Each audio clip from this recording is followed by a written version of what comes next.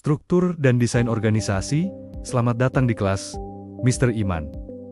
Halo rekan-rekan semua, pernah nggak sih kamu masuk ke sebuah tempat dan semuanya terasa rapi, semua orang tahu tugasnya. Kerjasama berjalan lancar, pelayanan cepat, komunikasi jelas. Tapi di tempat lain, semuanya justru terasa kacau, orang saling bingung. Tugas tumpang tindih, keputusan lambat, dan masalah kecil bisa jadi besar. Padahal, jumlah orangnya hampir sama, fasilitasnya mirip, bahkan mungkin tujuannya juga sama. Lalu kenapa hasilnya bisa berbeda? Jawabannya seringkali bukan karena orang-orangnya tidak pintar, tetapi karena organisasinya tidak memiliki struktur yang jelas. Karena semakin besar sebuah organisasi, semakin penting juga pengaturan di dalamnya. Bayangin aja, kalau sebuah perusahaan punya ratusan bahkan ribuan karyawan, tapi tidak ada pembagian tugas yang jelas.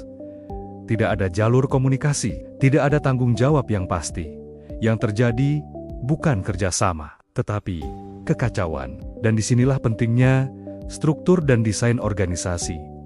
Karena organisasi yang baik bukan cuma soal siapa yang bekerja, tetapi bagaimana pekerjaan itu diatur. Nah, di episode kali ini, kita akan membahas apa itu struktur organisasi, apa itu desain organisasi, jenis-jenis struktur organisasi, serta bagaimana organisasi menyusun sistem kerja yang efektif.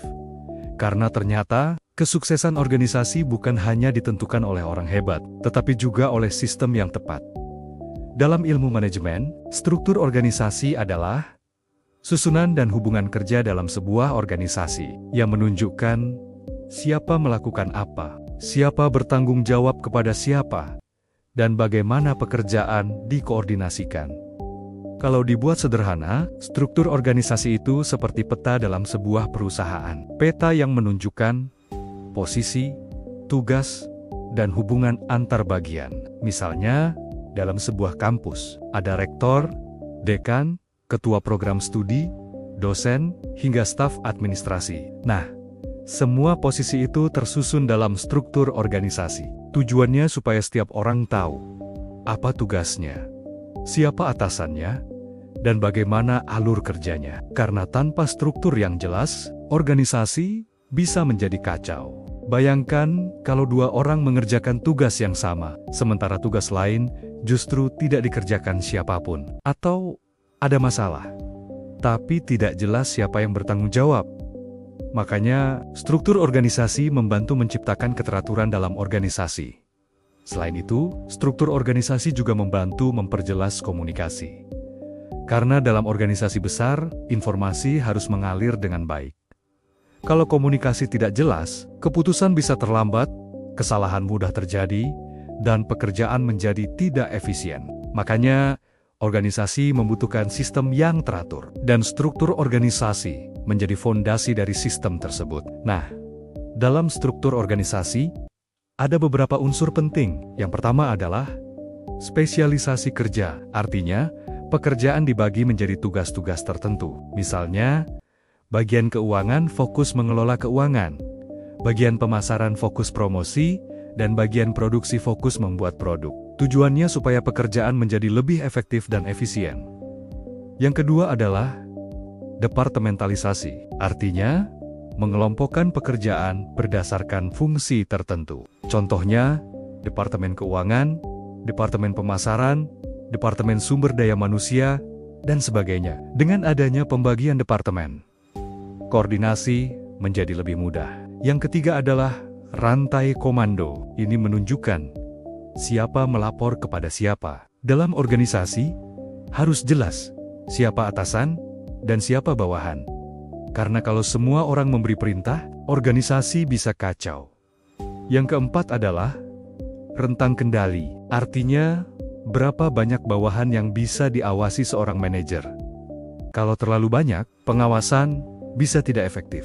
Tapi kalau terlalu sedikit, organisasi bisa menjadi terlalu birokratis. Dan yang terakhir adalah sentralisasi dan desentralisasi. Sentralisasi berarti keputusan dipusatkan pada pimpinan atas, sedangkan desentralisasi berarti sebagian keputusan diberikan kepada manajer di bawahnya. Masing-masing punya kelebihan dan kekurangan. Dalam prakteknya, organisasi memiliki berbagai bentuk struktur. 1. Struktur fungsional ini adalah struktur yang paling umum. Organisasi dibagi berdasarkan fungsi kerja, misalnya bagian pemasaran, keuangan, produksi, dan SDM-Delivery. Kelebihannya, spesialisasi lebih jelas, tapi kekurangannya kadang antar bagian kurang berkoordinasi. 2. Struktur divisional. Dalam struktur ini, organisasi dibagi berdasarkan produk, wilayah, atau pasar tertentu. Misalnya, perusahaan besar memiliki divisi makanan, divisi minuman, dan divisi kosmetik. Atau perusahaan memiliki divisi wilayah Asia, Eropa, dan Amerika. Kelebihannya, lebih fokus pada target masing-masing divisi. Tapi kekurangannya, biaya operasional bisa lebih besar. 3. Struktur matriks. Nah, ini struktur yang lebih kompleks. Dalam struktur matriks, karyawan bisa memiliki lebih dari satu atasan. Misalnya, seorang pegawai bertanggung jawab kepada manajer proyek dan juga kepada kepala departemen. Struktur ini biasanya digunakan dalam organisasi besar dan dinamis. Kelebihannya, lebih fleksibel, tapi kekurangannya kadang membingungkan karena ada 2 jalur perintah. 4. Struktur tim di era modern. Banyak organisasi menggunakan struktur berbasis tim. Artinya, pekerjaan dilakukan secara kolaboratif dalam kelompok-kelompok kecil. Struktur ini lebih fleksibel dan cepat beradaptasi, karena dunia modern membutuhkan organisasi yang lebih dinamis. Lalu, apa bedanya struktur organisasi dengan desain organisasi? Kalau struktur organisasi adalah susunannya, maka desain organisasi adalah proses menyusun sistem organisasi agar berjalan efektif. Artinya, desain organisasi bukan cuma soal gambar bagan organisasi, tetapi bagaimana organisasi menciptakan sistem kerja yang efisien, karena organisasi modern menghadapi tantangan yang semakin kompleks. Teknologi berkembang cepat, persaingan meningkat, lingkungan berubah terus, maka organisasi harus didesain agar fleksibel, cepat, dan mampu beradaptasi. Makanya sekarang banyak organisasi mulai mengurangi birokrasi yang terlalu panjang, karena semakin panjang birokrasi, biasanya keputusan menjadi lebih lambat. Di era modern, kecepatan seringkali menjadi keunggulan. Selain itu, desain organisasi juga harus menyesuaikan budaya kerja. Misalnya, perusahaan kreatif biasanya memiliki desain organisasi yang lebih fleksibel, sedangkan organisasi militer cenderung lebih formal dan ketat, karena setiap organisasi memiliki kebutuhan yang berbeda. Menariknya, struktur organisasi terus berubah mengikuti zaman. Dulu organisasi cenderung sangat birokratis. Semua keputusan harus melalui banyak tahap. Tapi sekarang, organisasi dituntut lebih cepat dan fleksibel, karena perubahan terjadi sangat cepat. Perusahaan yang lambat beradaptasi akan mudah tertinggal. Makanya sekarang muncul remote working, tim virtual, hingga organisasi digital. Artinya, desain organisasi modern tidak lagi selalu kaku seperti dulu, karena organisasi harus mampu menyesuaikan diri dengan perubahan dunia. Jadi, dari semua pembahasan tadi, kita bisa memahami bahwa struktur organisasi adalah cara organisasi mengatur pekerjaan, wewenang, dan hubungan kerja, agar tujuan organisasi dapat tercapai dengan efektif.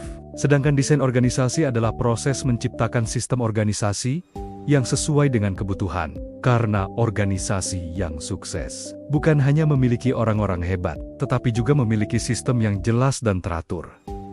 Dan di era modern, organisasi juga harus fleksibel dan mampu beradaptasi dengan perubahan. Kalau kamu suka video seperti ini, jangan lupa like, subscribe, dan share ke teman-teman kamu, supaya semakin banyak mahasiswa yang bisa belajar manajemen dengan cara yang lebih mudah dipahami. Dan coba tulis di kolom komentar, menurut kamu, lebih efektif organisasi yang sangat terstruktur, atau organisasi yang lebih fleksibel? Sampai ketemu di episode berikutnya.